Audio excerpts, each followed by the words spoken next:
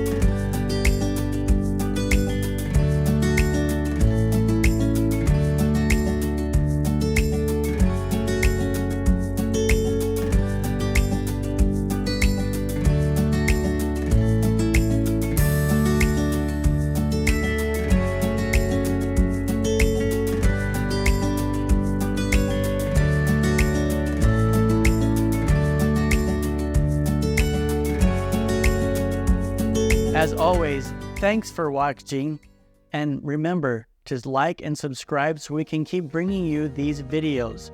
And as always, we'll see you down the road.